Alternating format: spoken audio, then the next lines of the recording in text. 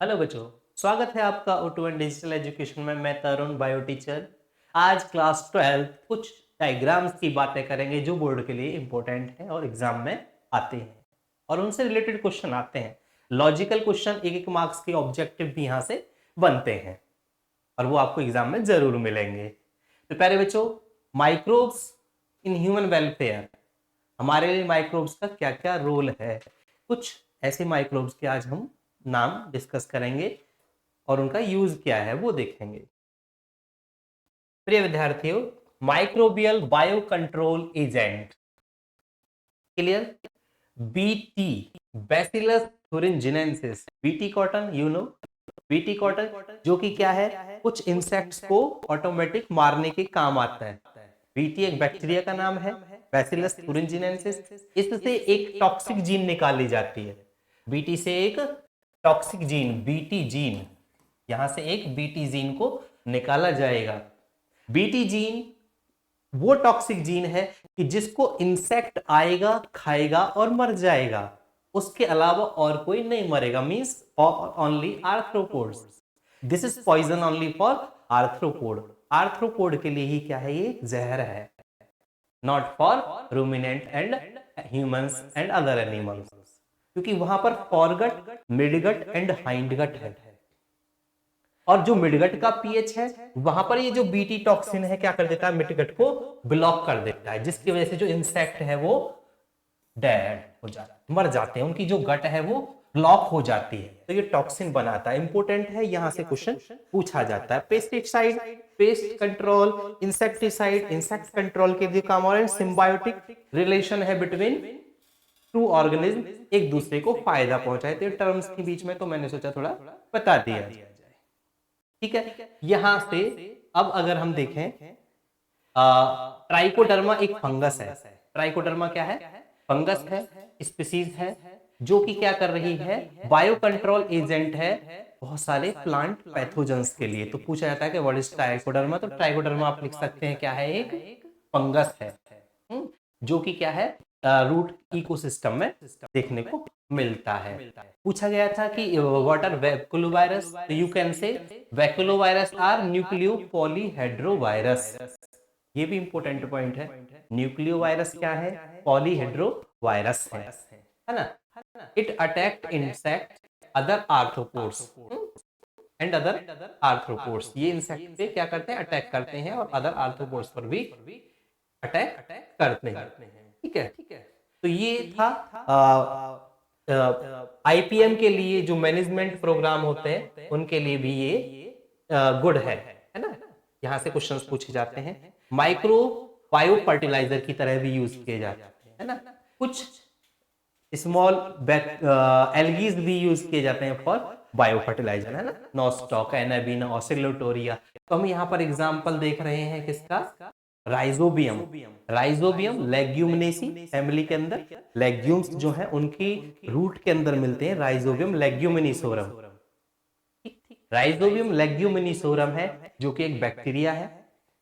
इसका काम है सिम्बायोटिक एसोसिएशन के साथ रहना और एटमॉस्फेरिक नाइट्रोजन को फिक्स कर देना, है ना। तो ये जरूरी है, थोड़ा सा इसको देख लेंगे। सिम्बायोटिक एसोसिएशन में नाइट्रोजन फिक्सेशन का ये काम करता है।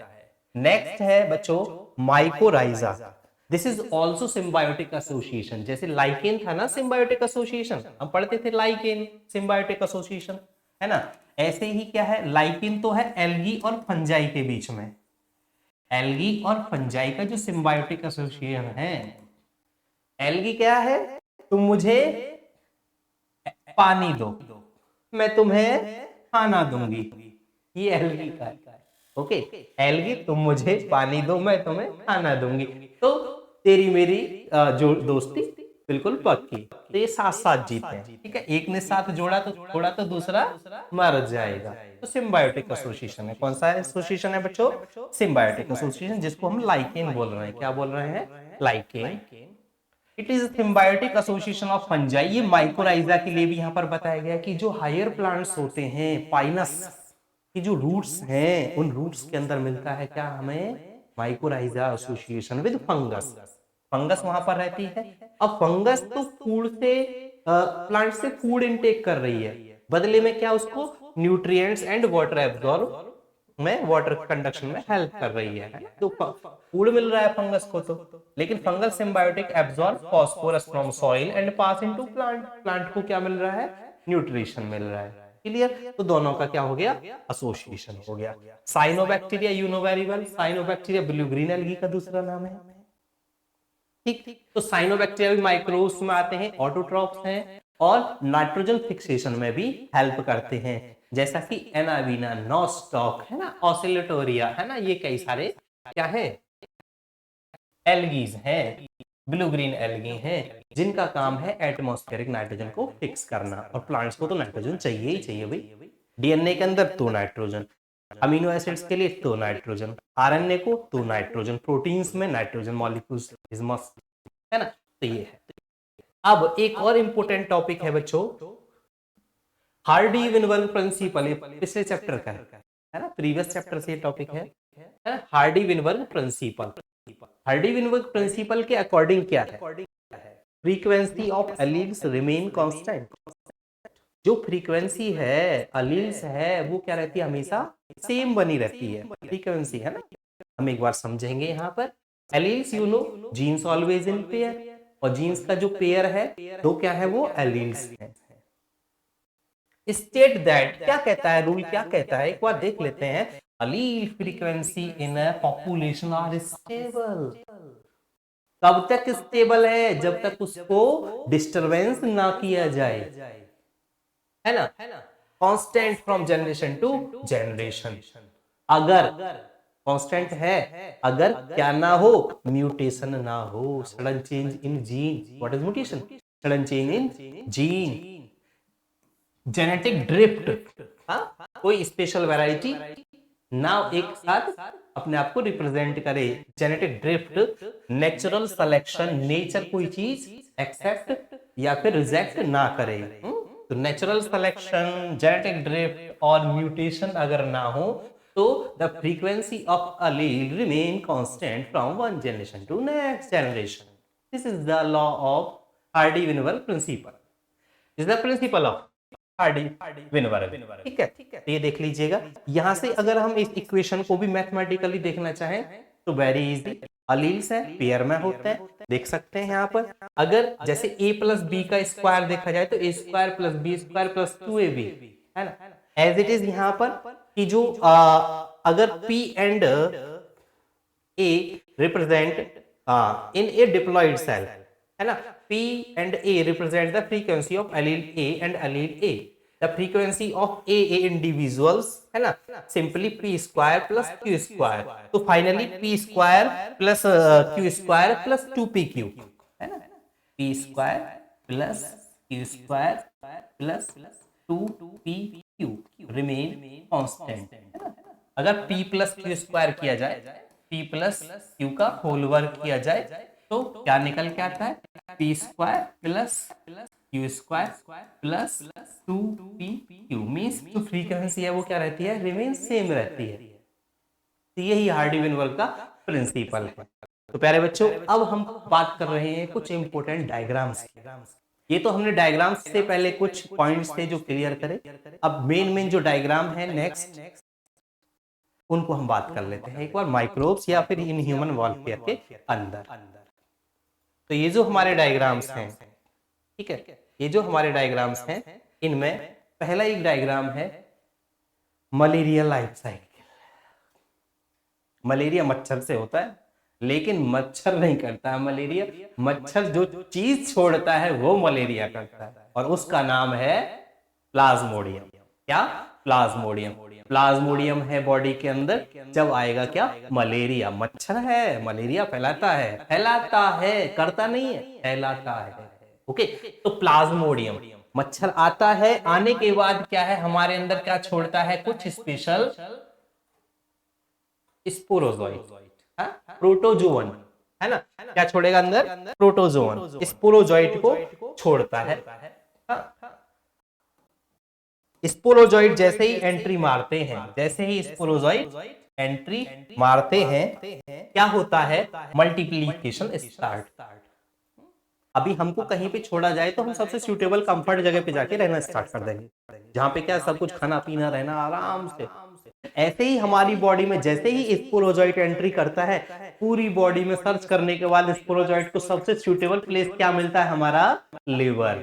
सबसे प्यारा क्या मिलता है ऑर्गन बॉडी के अंदर, लिवर।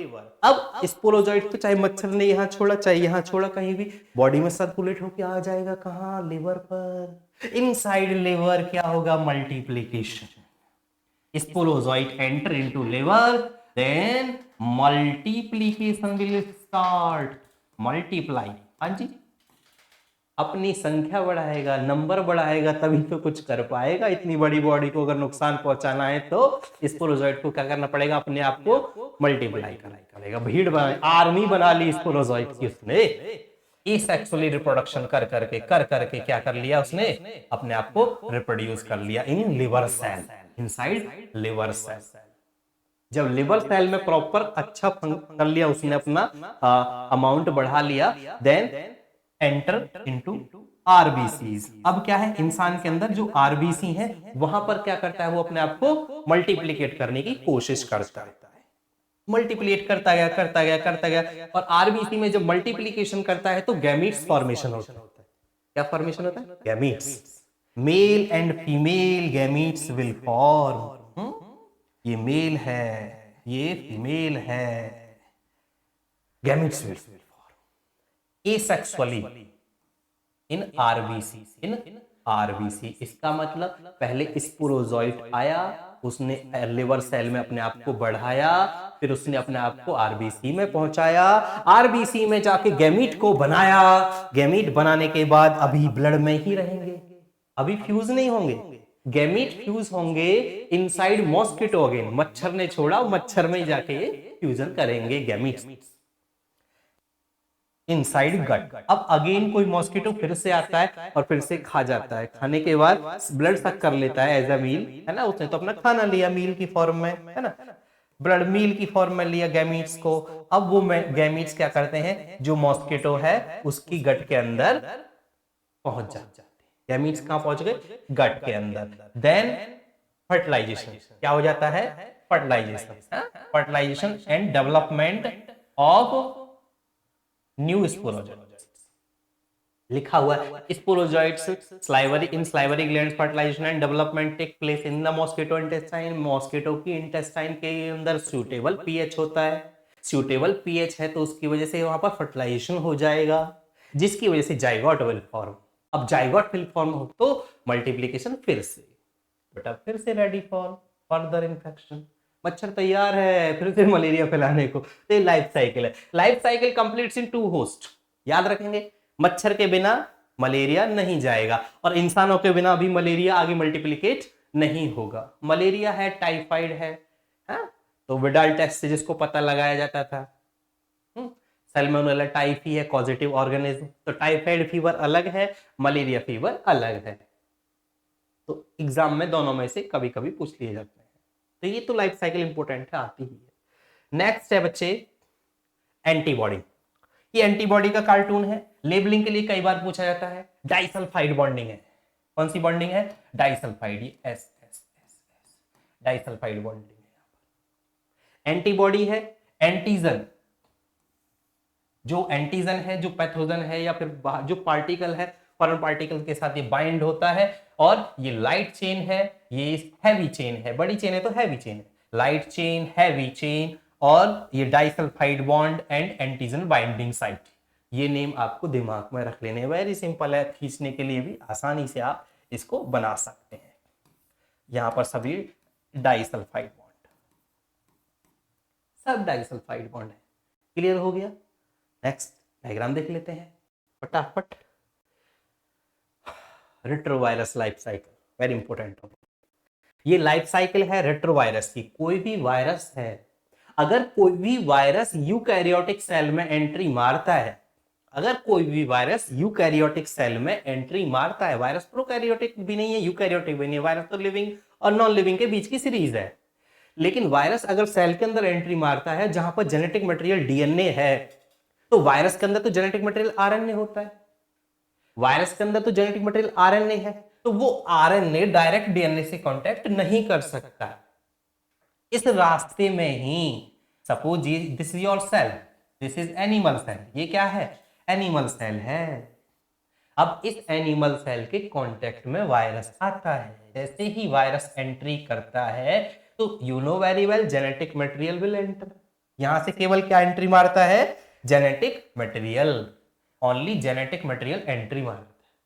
अब ये जेनेटिक मटेरियल यहां पर आने के बाद मॉडिफाई होता है किसके अंदर? डीएनए की फॉर्म में। किसकी फॉर्म में मॉडिफाई हो जाएगा ये? डीएनए की फॉर्म में। RNA convert into DNA. You know very well DNA से आरएनए बनता है, लेकिन इस केस में आरएनए से डीएनए बनता है। तो हम क्या बोलेंगे इसको? Reverse transcription. कौन सा ट्रांसक्रिप्शन हो रहा है बच्चों? Reverse transcription. ठीक है, रिवर्स ट्रांसक्रिप्शन हो जाएगा। रिवर्स ट्रांसक्रिप्शन जैसे ही होगा डीएनए बन जाएगा। अब डीएनए सेल के न्यूक्लियस के होस्ट में अपने आप को क्या कर देगा? एंटर कर देगा। यहां पर बहुत सारा जेनेटिक मटेरियल है, डीएनए है सेल का। अब इस सेल के डीएनए में ही बाहर से घुसकर ये अपने आप को फिक्स कर देगा। सपोज यहां आ गया, मींस एक टेररिस्ट बाहर से आता है और बहुत सारे भोले भाले और लोगों को टेररिस्ट बना लेता है। ये आतंकवादी की तरह काम कर रहा। वायरस है, बाहर से इसका जेनेटिक मटेरियल आया और इसने बहुत सारे और डीएनए को क्या बना लिया?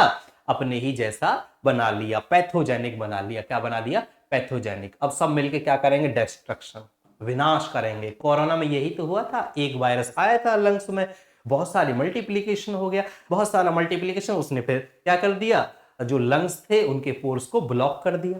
लंग्स के पोर ब्लॉक हो गए तो फिर exchange of gases will stop. कह दिया कि शरीर की क्या हो गई? ऑक्सीजन कम, बॉडी की ऑक्सीजन डाउन हो गई। तो वायरस का प्रिंसिपल यही है। एचआईवी वायरस भी ऐसे ही वर्क करता है, लिम्फोसिटिक सेल पर काम करता है। तो you can see here students, then raw material cell का, लेकिन बन रहा है कौन? वायरस। फिर फाइनली असेंबलिंग हो जाती है एंड अगेन न्यू वेराइटीज या न्यू वायरसेस विल फॉर्म। एक बनेगा, फिर ये बनेंगे, प्रोटीन कोट बन जाएंगे अलग से हैं। फिर ये प्रोटीन कोट और इनके जेनेटिक मटेरियल के साथ क्या हो जाएंगे? असेंबल हो जाएंगे। असेंबल होने के बाद ready for further infection. Cell का लिसिस करेंगे और इन्फेक्शन के लिए रेडी हो जाएंगे। इतना सा ये काम था इसका। तो बेटा रेट्रोवायरस की लाइफ साइकिल आई तो ये आप बता सकते हैं। रिवर्स ट्रांसक्रिप्शन का रोल भी यहां पर है। तो इंपॉर्टेंट है, ये प्रोसेस देख लीजिएगा, है ना। रेट्रोवायरस आई तो भी ये आपको एक्सप्लेन करना है, रेप्लिकेशन ऑफ रेट्रोवायरस।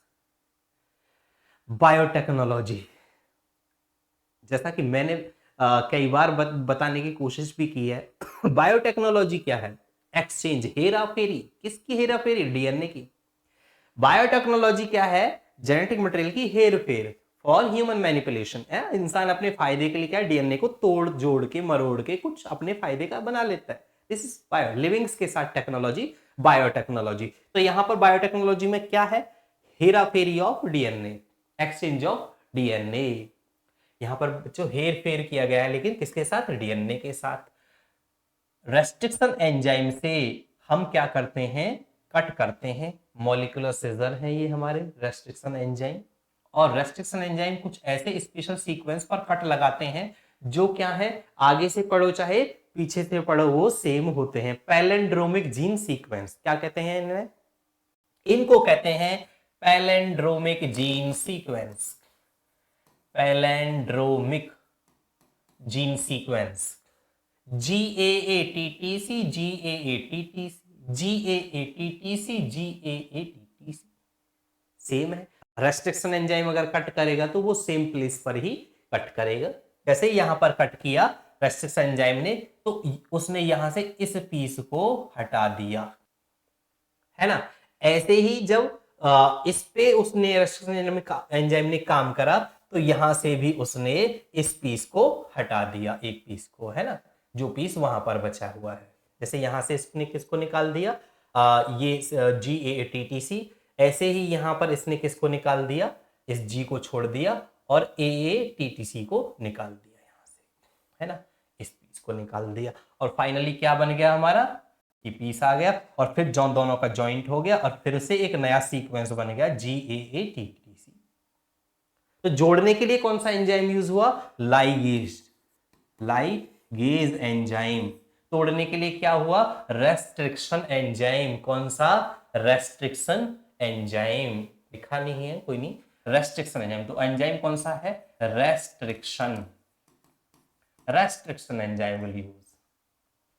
फाइनली एक न्यू सीक्वेंस विल फॉर्म, एक नया सीक्वेंस क्या हो गया? तैयार हो गया। तो बेटा बायोटेक्नोलॉजी का बहुत इंपॉर्टेंट डायग्राम है। अगर हम इसको देखें, अगर हम देखें कि डीएनए को तोड़कर हमने कैसे जोड़ा है, किसके साथ जोड़ा है, तो कॉपी अगर करना है तो क्लोनिंग के लिए डीएनए को तोड़ा और जाता है, तोड़ा और जोड़ा जाता है। ठीक, तो वेक्टर आप देख सकते हैं, डीएनए को तोड़ा रेस्ट्रिक्शन एंजाइम से, डीएनए को इसको भी सेम एंजाइम से तोड़ा, सेम साइट बन गई जैसी अभी बन रही थी GAATTC का जो एग्जांपल दिया था। जब दोनों साइड जुड़ जाएंगी तो ये जो हमारा पीस है, ये पीस हमने यहां पर ये जोड़ दिया। जोड़ने में लाइगेज, ये प्लाज्मिड है, you know very well. Plasmids are extra circular DNA, plasmids are extra circular DNA जो कि कहां मिलते हैं? बैक्टीरियाज के अंदर। And easily replicate in host, बड़े आसानी से क्या होते हैं? होस्ट के अंदर रेप्लिकेट हो जाते हैं बच्चों। इसने क्या करा? ये एंट्री मारी, और एंट्री होने के बाद जब एक बैक्टीरिया से दो बैक्टीरिया बनेंगे तो सिंपल सी बात है, एक प्लाज्मिड से दो प्लाज्मिड भी बन जाएंगे। ठीक है ना? तो ये था इकोलाई के अंदर ये मल्टीप्लीकेशन है, एक से दो का बनना। वेरी इंपॉर्टेंट डायग्राम है कि लेबलिंग के लिए पूछा जाता है, या फिर जोड़ने के लिए कौन सा एंजाइम, तोड़ने के लिए कौन सा एंजाइम, है ना, विच इज मॉलिक्यूलर सीजर। ये ध्यान से देख लीजिएगा, बहुत इंपॉर्टेंट है। प्लाज्मिड, जैसा कि अभी डायग्राम में देख रहे थे, ये प्लाज्मिड है और इस प्लाज्मिड का डायग्राम है जो यहाँ पर दिया गया है। प्लाज्मिड का डायग्राम इंपॉर्टेंट है, देख लीजिएगा, आता है एग्जाम में। रेस्ट्रिक्शन ओरिजिन ऑफ रेप्लिकेशन है, ORI साइट है, एम्प्लाइसिन है, टेट्रासाइक्लिन है। एम्प्लाइसिन ये एंटीबायोटिक रेसिस्टेंस है, जो कि क्या है? वेक्टर को सेफ रखने में हेल्प करती है, एंटीबायोटिक रेसिस्टेंस है। अदरवाइज इस होस्ट सेल क्या समझेगी? इसको पैथोजन या फिर फॉरेन पार्टिकल समझकर मार देगी ना। तो अपनी सेफ्टी के लिए क्या है इसके पास? ये दो एंटीजन है ना, इस एंटीबायोटिक, एम्प्लाइसिन और टेट्रासाइक्लिन। ठीक, बाकी सारी की सारी और ये साइट्स हैं यहाँ पर जहां पर कट लगता है रेस्ट्रिक्शन के थ्रू। तो इंपोर्टेंट डायग्राम है बच्चे। PCR क्या? PCR polymerase chain reaction. Kary Mullis ने बताया था, क्लोनिंग करेंगे बैक्टीरिया से, एक बैक्टीरिया, फिर डीएनए को तोड़ेंगे, फिर डीएनए को जोड़ेंगे, फिर मल्टीप्लिकेशन करेंगे, बहुत टाइम लगेगा, बहुत खर्चा आएगा, लेकिन इस प्रोसेस के थ्रू खर्चा कम और डीएनए की कॉपी फटाफट। पॉलीमरेज चेन रिएक्शन है ये डीएनए का पीस है। फर्स्ट ऑफ ऑल इसको हीट देने के बाद अप्रोक्सीमेट 80-90 डिग्री सेल्सियस पर गर्म कर कर क्या कर देते हैं? डीनेचर। डीएनए विल डीनेचर, इसकी कॉइलिंग खुल जाती है। कॉइलिंग जब खुलती है तो फिर डबलिंग स्टार्ट हो जाती है, डीएनए का रेप्लिकेशन स्टार्ट होना शुरू हो जाता है। अब इस रेप्लिकेशन को इंड्यूस करने के लिए एंजाइम चाहिए, पॉलीमरेज। पॉलीमराइजेशन के लिए क्या चाहिए? पॉलीमरेज। लाइगेशन के लिए क्या चाहिए? लाइगेज। तो यहां पर क्या है? पॉलीमरेज एंजाइम यूज होगा। कौन सा? पॉलीमरेज। पॉलीमरेज भी स्पेशल टाइप का जो थर्मोस्टेबल है, जो हाई टेम्परेचर में क्या कर सकता है? काम कर सकता है। थर्मोस्टेबल एंजाइम चाहिए। थर्मस एक्वाटिकस से निकाला जाता है। टेक पॉलीमरेज कहां से निकाला जाता है? थर्मस एक्वाटिकस, है ना। थर्मस एक्वाटिकस एक बैक्टीरिया है जिससे क्या है? टेक पॉलीमरेज निकाला जाता है। एंड प्यारे बच्चों, डीऑक्सीराइबोन्यूक्लियोटाइड, न्यूक्लियोटाइड तो जानते ही हैं, डीएनए की यूनिट है, बेस पेयर्स होते हैं सारे न्यूक्लियोटाइड में। न्यूक्लियोटाइड रॉ मटेरियल की तरह फटाफट जोड़ते चले जाते हैं और फाइनली साइकिल टू साइकिल, कई सारी साइकिल्स के बाद, एक्सटेंशन के बाद चलता रहता है एम्पलीफिकेशन। क्या होता है? एम्पलीफिकेशन। एम्पलीफायर साउंड को बढ़ाता है ना, एम्पलीफायर सिंपल सी बात है, एम्पलीफायर। ऐसे ही एम्पलीफिकेशन जो प्रोसेस चल रही है उसको बढ़ा दिया उसने, है ना, बिलियंस कॉपी विल बी है। तो पॉलीमरेज चेन रिएक्शन है, डीएनए का मल्टीप्लिकेशन के लिए बहुत इंपॉर्टेंट है। ओके बच्चों, thank you for watching. Important diagrams हैं।